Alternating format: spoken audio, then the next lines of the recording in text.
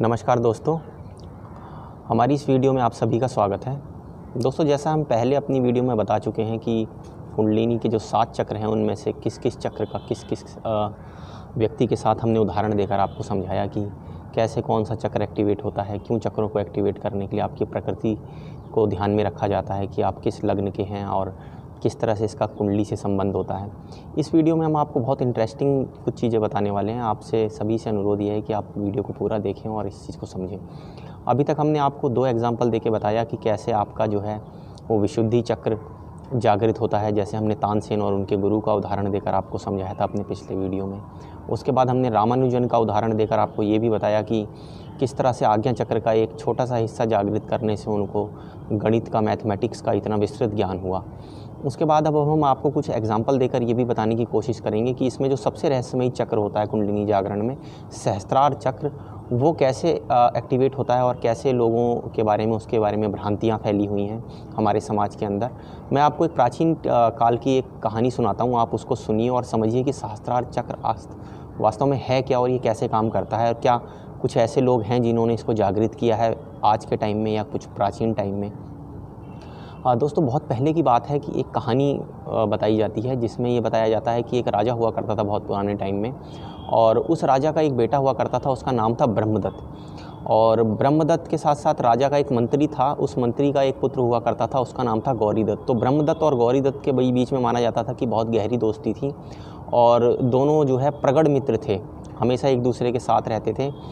और जैसे जैसे टाइम बीतता गया दोस्तों, ऐसा बताते हैं कि राजा जो है वो वृद्ध होने लगा। राजा जब वृद्ध हुआ तो उसने क्या किया कि अपने बेटे को राजगद्दी पे बिठाया, और जैसे ही उसने अपने बेटे को राजगद्दी पे बिठाया तो उसके साथ ब्रह्मदत्त की क्योंकि मित्रता गौरीदत्त के साथ थी, तो उसने उसके पिता को सेवानिवृत्त करके गौरीदत्त को जो है वो अपना प्रधान मुख्यमंत्री नियुक्त कर दिया राज्य का। एक बार की बात है दोस्तों कि दोनों ब्रह्मदत्त और गौरीदत्त एक जंगल में जाते हैं शिकार खेलने के लिए, और शिकार खेलते खेलते वो इतनी दूर निकल जाते हैं कि रास्ता भूल जाते हैं। जब वो रास्ता भूल जाते हैं तो ऐसा होता है कि गौरीदत्त और ब्रह्मदत्त दोनों अलग अलग दिशाओं में चले जाते हैं। तो गौरीदत्त जो है वो जब उसको इस चीज़ का आभास होता है कि वो जो है ब्रह्मदत्त उससे बिछड़ गया है, तो वो उनको ढूंढने का काफ़ी प्रयास करता है, और ढूंढते ढूंढते वो थक जाता है, शाम होने लगती है। तो गौरीदत्त को जो है जब निराशा हाथ लगती है तो वो वापस लौटकर अपने राज्य की तरफ बढ़ता है, और ब्रह्मदत्त को ये मानकर कि वो कहीं ना कहीं से वापस आ जाएगा, ये वापस लौट जाता है। दोस्तों, इस चीज़ में हम आपको बता दें कि इसमें ब्रह्मदत्त का जो है वो विवाह हो चुका होता है, लेकिन गौरीदत्त का विवाह नहीं हुआ होता है। तो क्योंकि ब्रह्मदत्त राजा होता है, तो ब्रह्मदत्त जो है वो जंगल में भटकता हुआ एक कुटिया के पास पहुंचता है। वो एक ऐसी वीरान और अनजान जगह होती है जो पहले किसी ने नहीं देखी होती है। वहाँ पर वो देखता है कि एक योगी हैं, बहुत पहुँचे हुए सिद्ध पुरुष हैं, जो अपनी तपस्या में लीन है, जो अपनी ध्यान में लीन है, ध्यान में लीन होकर बैठे हुए हैं। तो गौरीदत्त क्योंकि दिन भर का थका हुआ होता है और बहुत प्यासा हुआ होता है, तो वो उनके पास जाता है, योगी के पास, और उनके पास जाके कहता है कि महाराज, मैं बहुत प्यासा हूँ, हे मुनिवर, मुझे अपना आशीर्वाद दें और मेरे ऊपर कृपा करें।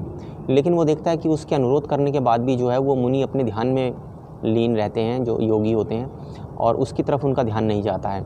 तो वो दोबारा उनको पुकारता है कि हे मुनि श्रेष्ठ, आप कृपया मुझे अपना आशीर्वाद दें और मैं बहुत प्यासा हूँ, मुझे पानी पिलाने की कृपा करें। परंतु दूसरी बार भी जब वो देखते हैं कि मुनि का उनकी तरफ कोई ध्यान नहीं गया और वो अपनी साधना में लीन है, तो ब्रह्मदत्त देखता है कि उनके पास में कमंडल रखा होता है, कमंडल जिसमें उन्होंने जल भरा हुआ होता है। तो ब्रह्मदत्त क्योंकि प्यासा होता है तो उस कमंडल का आधा पानी ब्रह्मदत्त पी लेता है। जैसे ही ब्रह्मदत्त उस कमंडल का पानी पीता है तो ऐसा कहते हैं कि ब्रह्मदत्त को जो है वो पराविद्या विज्ञान का जो है ज्ञान हो जाता है। पराविद्या को ऐसा माना जाता है कि ये एक ऐसी विद्या है कि इस विद्या को जानने वाला आदमी जो है वो अपने शरीर को छोड़कर किसी दूसरे व्यक्ति के शरीर में भी प्रविष्ट कर सकता है। तो उसको स्वतः ही इस चीज़ों का, जैसे वो इस जल को ग्रहण करता है तो उसको स्वतः ही पराविद्या का ज्ञान हो जाता है। और ब्रह्मदत्त जो है वो पराविद्या का ज्ञान होने के बाद उसको थोड़ा सा लालच आ जाता है, क्योंकि वो समझ जाता है कि सारी शक्ति जो है वो इस जल के अंदर है। और दोस्तों, मैं आपको बता दूं, एक्चुअली जो इस पूरी कथा में जो आप जिस योगी के बारे में सुन रहे हैं वो एक बहुत सिद्ध पुरुष होता है, और उसने अपनी सिद्धियों के बल पे उस जल को जो है मंत्रों से संचित किया होता है, जिसके अंदर काफ़ी शक्ति भरी होती है। उस शक्ति के भरे होने के कारण दोस्तों क्या होता है कि आप देखेंगे तो उस जल के प्रभाव के कारण ब्रह्मदत्त को जो है वो ब्रह्म ज्ञान होता है, पराविद्या का ज्ञान होता है, और काफ़ी चीज़ें उसको ज्ञात हो जाती हैं, वो सिद्धियाँ। तो उसके मन में लालच उठता है और वो पूरा का पूरा कमंडल लेकर वहाँ से अपने राज्य की तरफ निकल जाता है और किसी तरह से अपने राज्य में पहुँचता है। और अपने जैसे ही महल में जाता है तो अपनी स्त्री को, अपनी पत्नी को बताता है कि ऐसा ऐसा मेरे साथ जंगल में हुआ है और मैंने उस जल को पीते ही मुझे पराविद्या का ज्ञान हो गया। इस विद्या के ज्ञान से मैं अपने आप को किसी दूसरे के शरीर में भी प्रविष्ट कर सकता हूँ। तो उसकी स्त्री उस चीज़ को जानना चाहती है क्योंकि वो भी उसमें बहुत जो है उत्सुकता दिखाती है। तो वो थोड़ा सा जल जो है अपनी पत्नी को भी पिला देता है। तो उस जल को पीते ही जो है उसकी पत्नी को भी पराविद्या का ज्ञान हो जाता है। दोस्तों एक बार की बात है कि ब्रह्मदत्त और गौरीदत्त जो है वो छत पर बैठे हुए राज्य के बारे में मंत्रणा कर रहे होते हैं। तो ब्रह्मदत्त के मुंह से ऐसा निकल जाता है कि जो है उस पराविद्या ज्ञान के बारे में कि मेरे को, क्योंकि मैंने उस जो है वो योगी का संचित जल जो है पिया हुआ है जिसमें मंत्रों से उसने सिद्धि कर रखी थी, तो मुझे पराविद्या का ज्ञान है। लेकिन गौरीदत्त इस पर विश्वास नहीं करता है। गौरीदत्त को विश्वास कराने के लिए जो है वो कमंडल लेकर आता है ब्रह्मदत्त और उसको भी थोड़ा सा उसमें से जल पिला देता है। तो क्योंकि अब गौरीदत्त भी जो है वो जल को पी लेता है तो उसको भी पराविद्या का ज्ञान हो जाता है दोस्तों। और पराविद्या का ज्ञान होते ही गौरीदत्त के मन में छल आ जाता है। वो सोचता है कि कैसे ना कैसे करके मैं ब्रह्मदत्त के शरीर में एक बार प्रविष्ट कर जाऊँ और प्रविष्ट करने के साथ साथ मैं उस राज्य का राजा हो जाऊँगा और उसके सारे भोगों को भोगूँगा और उसकी जो पत्नी है, सुंदर पत्नी, उसका भी भोग करूँगा। दोस्तों ऐसा कहते हैं कि एक बार जो है दोनों ब्रह्मदत्त और गौरीदत्त जो है वो जंगल में खेल खेलने गए होते हैं, शिकार खेलने गए होते हैं। तो शिकार खेलते हुए ऐसा कहते हैं कि उनको एक मरा बंदर दिखाई देता है। तो गौरीदत्त जो है वो उसके दिमाग में शातिरपना सूझता है और वो ब्रह्मदत्त को कहता है कि दोस्त, हमने ये पराविद्या का ज्ञान तो हमें हो गया लेकिन अभी हमने इसकी कभी परीक्षा नहीं करी है। तो अगर ये विद्या सही है तो तुम मुझे इसकी परीक्षा करके दिखाओ। ये मृत बड़ा जो बंदर जो पड़ा हुआ है इसके अंदर तुम अपने प्राण डाल के दिखाओ, तब मैं जानूँ कि ये हमारी जो विद्या है वो सही है। ब्रह्मदत्त क्योंकि अपने मित्र को आश्वस्त करना चाहता था कि ये विद्या वास्तव में है और सही में है, तो वो उसकी बातों में आ जाता है, उसकी बात को समझ नहीं पाता, उसकी बात की जो चालाकी होती है, और वो जो है अपनी पराविद्या के ज्ञान से जो है वो उस बंदर के शरीर में प्रविष्ट हो जाता है। दोस्तों इतनी देर में क्या होता है कि जो गौरीदत्त होता है वो धूर्त होता है और बड़ी स्फूर्ति के साथ और जो है वो काम करता है और वो अपने शरीर को त्याग करके जो है वो ब्रह्मदत्त के शरीर में प्रविष्ट कर जाता है। तो आप समझ सकते हैं ब्रह्मदत्त जो है वो बंदर के शरीर में चला गया और गौरीदत्त ने जो है वो ब्रह्मदत्त के शरीर में प्रविष्ट कर लिया। अब जो है वो क्या करता है, जैसे ही वो ब्रह्मदत्त के शरीर में प्रविष्ट करता है तुरंत वो क्या करता है, गौरीदत्त का जो उसका अपना शरीर था उसके टुकड़े टुकड़े कर देता है कि कहीं ऐसा ना हो कि ब्रह्मदत्त जो है वो बंदर के शरीर से निकलकर गौरीदत्त के शरीर में आ जाए। और उसी के साथ वो तलवार निकाल कर जो है उस बंदर को मारने का प्रयास करता है। दोस्तों कहते हैं कि उस समय वो उसको मार नहीं पाता है क्योंकि वो बंदर होता है तो पेड़ों पर चढ़कर भाग जाता है ब्रह्मदत्त। तो गौरीदत्त जो ब्रह्मदत्त बन चुका था, अब उसके शरीर में प्रवेश कर चुका था, तो वो महल में वापस आ जाता है। लेकिन दोस्तों यहाँ पर एक घटना घटती है कि उसके हाव भाव, उसके चलने के अंदाज से, उसके बोलने की चीज़ों से उसकी पत्नी को उसके ऊपर शक हो जाता है कि हो ना हो ये जो है वो ब्रह्मदत्त नहीं है, ये गौरीदत्त है और किसी न किसी तरह से उसने ब्रह्मदत्त के शरीर पर कब्जा कर लिया है पराविद्या का ज्ञान करके।